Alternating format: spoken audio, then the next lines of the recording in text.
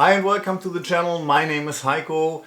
6 months ago I bought the cheapest laser engraver on Amazon with no clue about laser engraving at all. I had some ideas, I want to make some projects, but I don't want to build a whole system, fight with software solutions, versions, data formats and stuff like that. So I bought the cheapest one.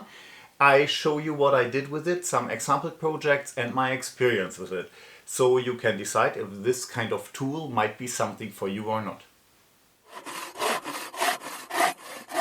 And we're jumping directly into the review. Yeah, you just opened the box. That is how it comes out. There's a flash drive with software and cables in the package. That's everything. You plug and play and start engraving. And the big plus of this laser engraver, as you see here, is that there is no holder or something. You just drop it on a surface, so you can engrave in the middle of a table if you like to. You see here, this is more or less the full work area, 8 by 8 centimeters, so something below 3 by 3 inches. There are two adjustments you can play with. That's the laser power and the engravement speed or the engravement depth. You see me here now engraving softwood, planter sticks for the garden, nothing special, but a nice scrapwood project. I found some pictures on the internet. You just drag and drop it into the software and you can start engraving. And that's the beauty of this laser engravers. There's a whole family of more or less the same laser engravers, so you can buy any of these. They have more or less the same data. There's an exemption like the laser packer, but that's far more expensive. I paid 120 bucks for this thing, and the laser packer is something around 800 to 1000 bucks. So yeah, different league, different story. That was hardwood, no problem so far. As you can see, you have to play a little bit with the adjustments, but if you have a tri-piece, no problem. Next thing is a plastic handle of a Swiss Army knife I engraved. I used painter's tape to reduce the molten plastic rim around the engravement. That is pretty easy and works nice.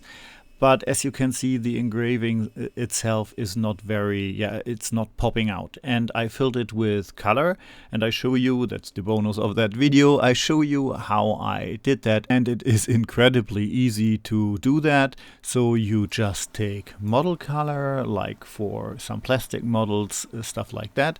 You fill the engraving, and you have to wipe away a little bit the whatever is really too much. Then you let it sit and dry. After a while you can clean it with alcohol. If there are some darker spots left where the color is not fully in, you can just repeat the process. That's everything. Please mind that this whole procedure just works with surfaces that you actually can clean, like plastics or painted metal. Next, painted metal, I engraved 2 Hot Wheel cars, very nice thing. But before I start engraving, as you can see here, I position the workpiece right. So the software can show you actually the position where the laser wanna start burning. And burning is actually the right word for what we're doing here. You can't engrave metal with this kind of weak laser engraver of wrong frequency and so on. So what you're doing is you're burning away the paint, but the results are pretty awesome. The last test piece now is a painted piece of wood. So I engraved my old trusty push stick, and I was surprised how well this went, as there was no burn rim around, so no shadows from the burnt wood. Pretty good, very, very nice, sharp engraving. Alright, and here are some impressions of the pieces I made. And yeah, over the last weeks and months I made a lot of little tri-pieces, little projects, presents and so on. So for me it's a valuable piece of equipment.